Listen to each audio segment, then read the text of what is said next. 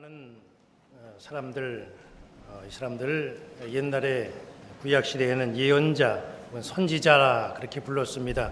그런데 이 선지자, 예언자는 크게 두 종류로 우리가 나눠볼 수가 있습니다. 그 첫째는 예언자 과정을 공부하고 훈련을 받아서 만들어진 예언자가 있습니다.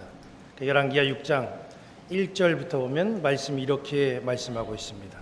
선지자의 제자들이 엘리사에게 이르되 보소서 우리가 당신과 함께 거주하는 이것이 우리에게 좁으니 우리가 요단으로 가서 거기서 각각 한 제목을 가져다가 그곳에 우리가 거주할 처소를 세우사이다 하니 엘리사가 이르되 가라 하는지라. 그러니까 엘리사에게는 함께 생활하며 선지자 수업을 받는 제자가 있었다는 거예요. 그리고 거기서 이제 선지자들이 배출이 됩니다. 이스라엘 왕국 시대에는 선지자들을 양성하는 선지학교가 있었습니다. 엘리사도 엘리야를 따라다니면서 선지자 훈련을 받고 선지자가 된 그런 사람입니다. 이렇게 이제 제자의 과정을 잘 거치고 또 훈련되어 선지자가 되는, 예언자가 되는 그런 경우가 있고요. 또 하나는 하나님이 필요할 때마다 그때 즉시 불러서 세우는 예언자, 선지자들이 있습니다. 이런 사람들은 예상치 못한 그때에 갑자기 부름을 받는 거예요. 그래서 때로는 당황하기도 합니다. 두렵기도 하죠. 오늘 본문에 나오는 요나가 이제 바로 그런 사람입니다. 전혀 예상하지 못한 때에 하나님의 부름을 요나가 받습니다. 여기 1절 2절을 볼까요? 여호와의 말씀이 아미떼 아들 요나에게 임하니라 이르시되 너는 일어나 저 큰 성읍 니느웨로 가서 그것을 향하여 외치라. 그 악독이 내 앞에 상달되었음이니라 하시니라. 어느 날 갑자기 하나님의 말씀이 요나에게 임합니다. 그리고 요나에게 하나님의 말씀이 임했을 때에 요나의 주변에 일들이 일어나요. 어떤 일들이 일어납니까? 첫째가 요나가 하나님을 피해서 다시스로 도망하는 일이 발생합니다. 하나님이 요나를 부르셨어요. 그리고 해야 될 일을 맡기십니다. 하나님의 말씀을 들은 요나가 어떻게 행동을 보입니까? 여기 3절을 보면 그러나 요나가 여호와의 얼굴을 피하려고 일어나 다시스로 도망하려 하여 욥바로 내려갔더니 마침 다시스로 가는 배를 만난지라. 여호와의 얼굴을 피하여 그들과 함께 다시스로 가려고 배삭을 주고 배에 올랐더라. 하나님이 요나에게 말씀을 주시는데 요나는 하나님의 말씀을 피해서 도망갑니다. 하나님은 이스라엘의 수많은 사람 가운데 요나를 택했어요. 이걸 보면 그래도 요나는 이스라엘 사람들 중에서 좀 괜찮은 신앙인이구나라고 하는 것을 우리가 짐작해 볼 수가 있죠. 왜냐하면 그 많은 사람들 가운데 요나를 집어서 거기에 말씀을 주셨으니까 그래도 요나는 하나님의 인정을 받는 사람이구나 하는 것을 우리가 짐작해 볼 수가 있습니다. 그런데 그런 요나가 하나님이 특별히 생각해서 세워주신 요나가 겁도 없이 하나님의 명령, 하나님의 말씀에 불순종을 한다는 거예요. 우리는 요나가 왜 하나님의 말씀을 따르지 아니하고 하나님을 피해서 도망을 갔는지 그 이유부터 우리가 한번 살펴봐야 됩니다. 하나님이 요나에게 회개를 선포하라고 한 그 땅, 그곳은 니느웨입니다. 니느웨가 어떤 곳이죠? 예루살렘을 회파하고 하나님의 성전을 파괴하고 성전의 성물들을 함부로 가져가고 이스라엘 사람들을 괴롭혔던 그 나라의 도시, 그 도시가 바로 니느웨입니다. 니느웨 사람들이 예루살렘을 파괴하고 성전을 유린할 때에 정말 이스라엘 사람들이 힘없이 그냥 지켜볼 수밖에 없었어요. 이스라엘 사람들은 정말 니느웨 사람들에게 참을 수 없는 모욕, 수치를 당했습니다. 그래도 이스라엘 사람들이 그런 모욕을 당하면서도 무너지는 성전을 바라보면서도 마음속에 한 가지 소망이 있었기 때문에 그들은 인내하고 견딜 수가 있었어요. 그 소망이 뭔지 아십니까? 니느웨가 망하는 거예요. 하나님이 니느웨를 그냥 놔두실 리가 없고 이 니느웨는 반드시 하나님이 벌을 내리실 거다.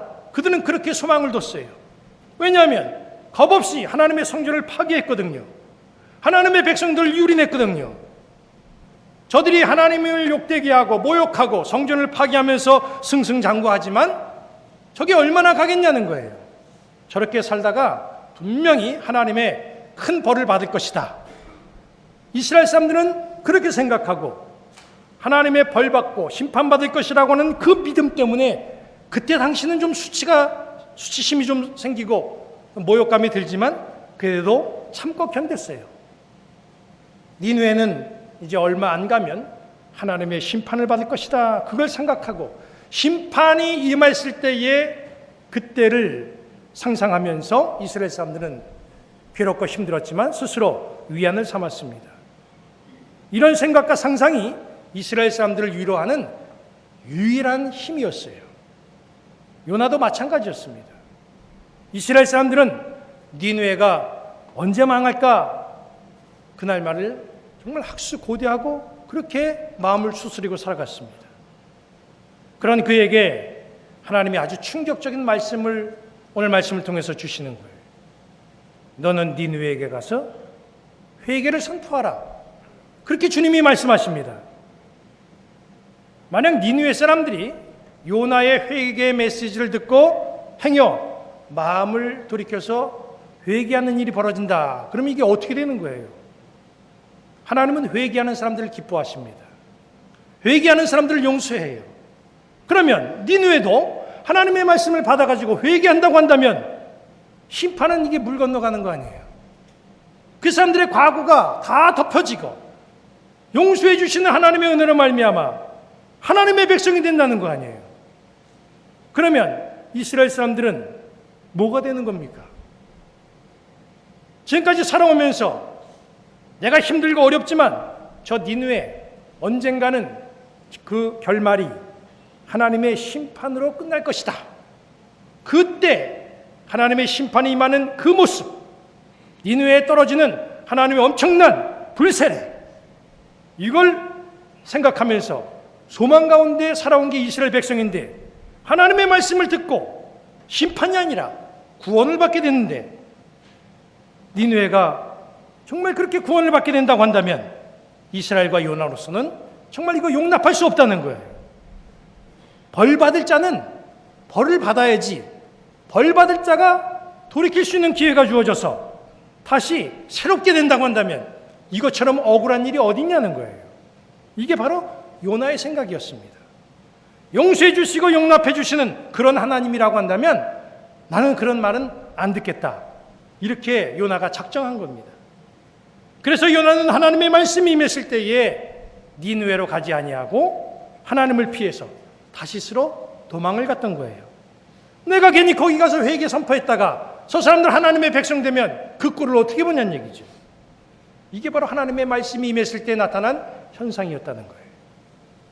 두 번째로 요나에게 하나님의 말씀이 임했을 때에 어떤 일이 일어났습니까? 잠을 자는 일이 일어났어요. 4절과 5절을 봅니다. 여호와께서 큰 바람을 바다 위에 내리심에 바다 가운데에 큰 폭풍이 일어나 배가 거의 깨지게 된지라. 사공들이 두려워하여 각각 자기의 신의 이름을 부르고 또 배를 가볍게 하려고 그 가운데 물건들을 바다에 던지니라. 그러나 요나는 배 밑층에 내려가서 누워 깊이 잠이 든지라. 배가 풍랑으로 거의 깨질 지경이 됐어요. 사공들은 두려워서 이리 뛰고 저리 뛰고 안절부절하면서 할 수 있는 방법을 다 동원해가지고 배가 침몰되는 거 막아보려고 합니다.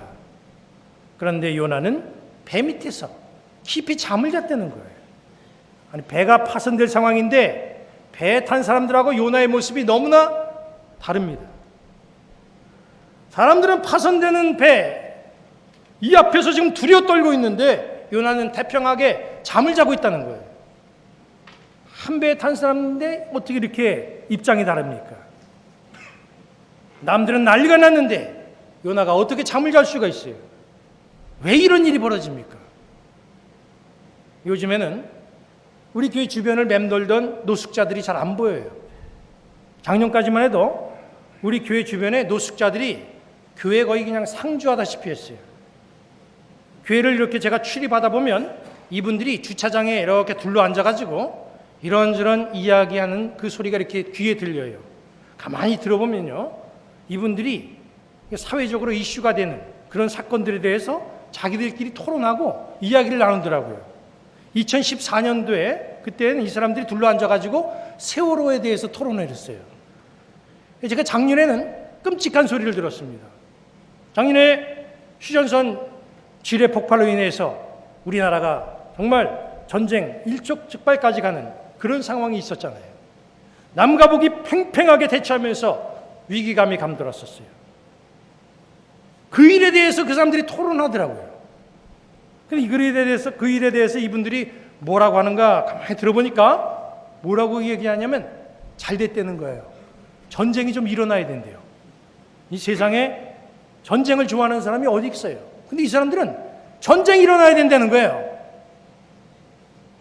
그 사람들이 왜 그렇게 말합니까? 그렇게 말하는 것은 그 사람들의 미래에 아무런 소망이 없기 때문에 그런 거예요. 삶에 대한 부담도 없어요. 지킬 재산이 있습니까? 의지하고 살아갈 식구가 있습니까? 붙들고 있는 직장이 있어요? 계획하고 있는 사업이 있습니까? 이 사람들이 전쟁이 나도 손해날 게 없는 사람들이에요. 목표도 목적도 없이 살아가는 그런 인생이라는 거죠. 여기 지금 다시스로 가기 위해서 배에 탄 사람들 다 목적 있는 사람들이에요. 다시스에 가서 해야 될 일들이 있어요. 꿈이 있습니다. 그렇기 때문에 배가 파손되면 안 돼요.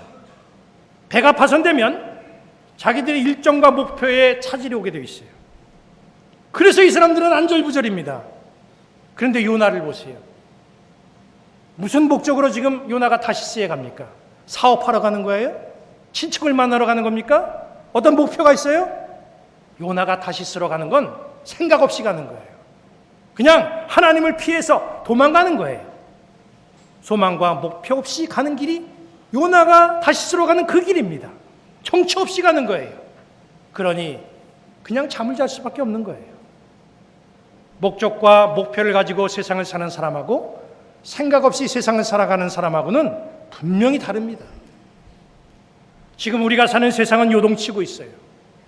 매일 자고 일어나면 끔찍한 사건들이 파도가 돼가지고 우리를 덮쳐오고 있습니다. 그런데 우리는 배 밑에서 잠을 자는 태평한 신앙인이 아닌가 한번 우리의 모습을 돌아봐야 됩니다. 왜 우리가 신앙의 잠을 잡니까? 왜 신앙의 잠이 몰려와요? 그것은 신앙적인 목표가 없기 때문에 그런 거예요.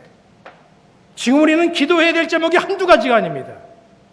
그럼에도 우리의 영성이 자꾸 졸립고 잠을 자게 되는 것은 우리 신앙생활에 목표가 없어요. 신앙생활에 목표를 세워야 되는데 올 한 해 살아가면서 나는 하나님 앞에 이렇게 헌신하리라, 성경을 통독하리라, 성경을 필사하리라, 좀 기도 생활을 이렇게 해보리라, 주님의 일을 위해서 나는 이런 헌신을 하리라. 뭔가 목표가 있어야 되는데 신앙의 목표가 없으면 영적으로 피곤감이 몰려오고 졸리고 잠을 잘 수밖에 없다는 거죠. 바로 이런 현상이 요나에게 하나님의 말씀이 임했을 때에 나타난 현상이라는 거예요. 세 번째로 하나님의 말씀이 요나에게 임했을 때에 어떤 일이 일어났어요? 주인과 객이 바뀌는 일이 일어납니다. 요나가 탄 배가 거의 침몰 직전에 놓이게 돼요. 그제서야 이제 요나가 깨닫게 되죠. 하나님의 말씀에 내가 불순종했기 때문에 하나님이 풍랑을 일으키시고 배에 탄 사람들을 힘들어하게 하는구나. 요나가 이제 그때 깨달은 거예요. 그래서 자기 몸을 희생해서 배에 탄 사람들을 구하려고 결심을 합니다. 그리고 몸을 바다에 던져가지고 배에 탄 사람들을 구하죠. 이 과정 속에서 대단히 특이한 일이 나타납니다. 14절부터 16절을 보시기 바랍니다. 무리가 여호와께 부르짖어 이르되 여호와여 구하오리. 이 사람의 생명 때문에 우리를 멸망시키지 마옵소서. 무지한 피를 우리에게 돌리지 마옵소서. 주 여호와께서는 주의 뜻대로 행하심이니이다 하고 요나를 들어 바다에 던짐에 바다가 뛰노는 것이 곧 그친지라. 그 사람들이 여호와를 크게 두려워하여 여호와께 제물을 드리고 서원하였더라. 사공들과 선장이 하나님 앞에 기도하는 진풍경이 벌어지고 있어요. 사공들과 선장이 하나님 믿는 백성입니까? 아니거든요. 이 사람들은 믿는 신이 따로 있어요. 그런데 사공들과 선장이 지금 이 배에서 하나님 앞에 간절히 기도하는 기도의 내용이 나옵니다. 하나님의 사람은 바다에 던져지고 하나님을 모르는 백성들은 하나님을 경외하면서 제물을 드리고 소원까지 해요. 주인과 객이 바뀐 거예요. 하나님의 말씀이 성경으로 우리에게 임했습니다. 우리는 이 성경책을 하나님의 말씀으로 늘 고백하고 신앙생활합니다. 성도가 하나님의 말씀을 외면하면 주인과 객이 바뀌는 현상이 세상에 나타나요. 하나님의 사람들이 해야 될 일들을 세상 사람들이 대신하게 되는 그런 진풍경이 벌어진다는 거예요. 교회가 감당해야 될 일들을 세상 사람들이 대신하게 되는 그런 경우가 나타날 수가 있다는 거예요. 그렇게 되면 교회가 세상을 구원하는 것이 아니라 세상이 교회를 지켜주는 그런 웃지 못할 진풍경이 벌어질 수도 있다는 거예요. 교회라고 해서 무조건 안심해서는 안 되는 것이, 우리 주님께서 이 돌들로도 능히 아브라함의 자손이 될 수 있게 한다라고 하는 그런 말씀이 있었기 때문에 그런 거예요. 하나님의 말씀이 임할 때에 요나는 도망갔어요. 잠을 잤어요. 주인과 객이 바뀌게 됐습니다. 하나님의 말씀은 오늘을 사는 우리에게도 임해요. 아니, 이미 성경이라고 하는 말씀으로 우리에게 임했습니다. 그리고 말씀은 오늘 우리에게 이렇게 말씀합니다. 니느웨로 가라. 나에게 니느웨가 어디예요? 요나처럼 내가 싫어하는 그곳, 나에게 상처를 준 그 사람, 나를 힘들게 했던 그 사람, 절대 이 사람은 지옥 가야지, 하나님 나라에 가서는 안 될 그 사람, 거기가 바로 니느웨이고 하나님은 그곳에 가라고 나에게 말씀을 주십니다. 제가 신학교를 졸업할 때에 졸업식장에서 졸업생들이 다 함께 불렀던 찬송가 323장 푸른바다 나선이 문, 이 찬송이 생각이 나요. 2절을 보면 아글골짝 빈들에도 복음 들고 가오리다, 그런 가사가 나옵니다. 저는 처음에 이 가사를 보면서 아글골짝을 복음을 방해하고 박해하는 이슬람권 같은 그런 이교 지역으로 저는 생각했었어요. 그래서 순교를 각오하고 죽더라도 그런 곳에 가서 복음을 전해야 된다, 이런 사명감으로 저는 이 찬송을 불렀었습니다. 그런데 아골골짝은 그런 곳이 아니에요. 아골골짝이 어떤 곳입니까? 여호수아 7장 25절을 보면 아골골짝에 대한 유래가 나와 있습니다. 제가 읽어드리면 이렇게 되어 있어요.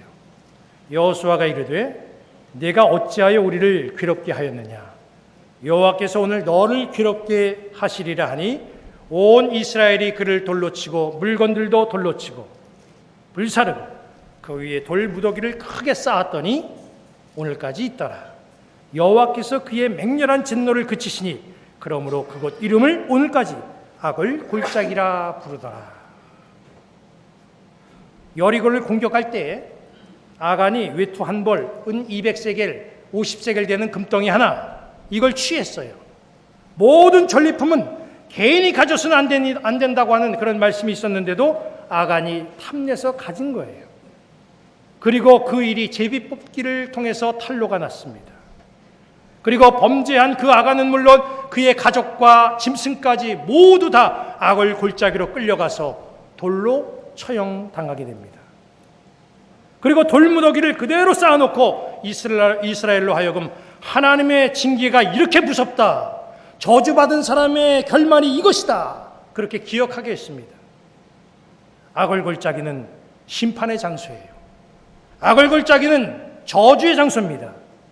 하나님에게 버림받은 욕된 장소고 하나님의 진노와 분노가 쏟아졌던 그런 장소가 바로 아글골짜기예요. 그래서 이 아글골짜기는 그 누구도 상정하거나 가까이 할 수 없는 대단히 더러운 땅입니다. 그런데 찬송가 323장 가사를 보니까 하나님께 버림받은 용서받지 못하는 그 저주의 땅이라고 할지라도 복된 소식을 들고 찾아가자, 그렇게 고백을 합니다. 놀라운 신앙의 마음 아닙니까? 요나에게, 이스라엘에게 아골골짜기가 어떤 곳이에요? 바로 니느웨였습니다. 나에게 아골골짝 니느웨는 어디입니까? 한번 잠깐 생각해 보시기 바랍니다. 내가 용서할 수 없는 그 사람, 나에게 상처를 주고 나를 힘들게 했고 괴롭혔던 그 사람, 꼭 지옥에 가야만 하는 그 사람, 혹시 이런 사람이 내 주변에 있습니까? 바로 그것이 니느웨이고 하나님은 그곳으로 가라고 나에게 말씀을 주십니다. 나는 그 사람이 꼭 지옥에 갔으면 좋겠는데 하나님이 그 사람을 사랑한다고 한다면, 그래서 하나님은 나에게 그 사람을 구원시키라고 말씀한다고 한다면 우리는 그 말씀에 어떻게 반응을 해야 됩니까? 요나처럼 그렇게 할 수 없다고 하나님을 피해서 도망을 가시렵니까? 오늘 하나님께서 나에게 주시는 말씀을 담으시기를 바랍니다. 부름받으셨다면 니느웨로 가라고 하는 주님의 말씀을 꼭 들으시기를 바랍니다. 니느웨로 가라고 하는 주님의 말씀에 순종하는 성도들 되시기를 주님의 이름으로 간절히 축원합니다.